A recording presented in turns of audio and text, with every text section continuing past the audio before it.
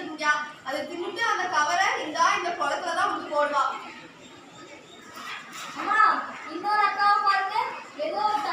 இப்போ அந்த மீனை எடுத்துடலாம். மீன் சொல்லி முடிச்சோடனே மீனை எடுத்துடலாம்.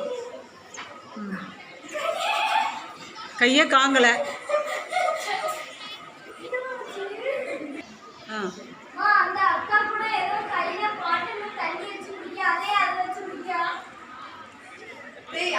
பிளாஸ்டிக் பாட்டில் அது உடம்புக்கு தெரிஞ்சு அவன் அதை குடிக்கா.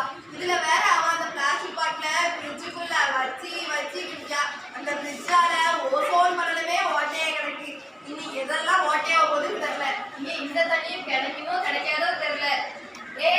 மனுஷன் வரடா, ஒளிச்சுக்கோங்கடா, ஒளிச்சுக்கோங்க.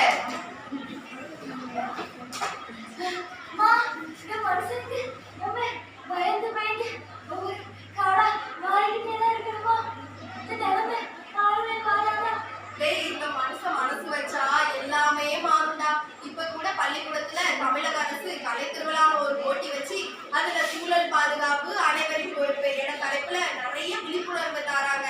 அதனால அடுத்த தலைமுறையினர் கண்டிப்பா காட்டை காப்பாத்துவாங்கன்னு நினைப்போம்டா. வாங்க நான் போவோம். காடுகளை அழிக்காதீர்கள். காடுகள் தான் விலங்குகளின் வீடு. பிளாஸ்டிக் குப்பைகளை நீர்நிலைகளில் போடாதீர்கள். மது பாட்டில்களை காடுகளிலும் கண்ட இடங்களிலும் எரியாதீர்கள். மழைக்கு ஆதாரமே இந்த காடுகள் தான்.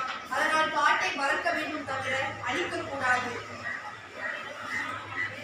மணிநீரும் மண்ணும் மலையும் அணிநிலர் காடும் உடையது அரண்.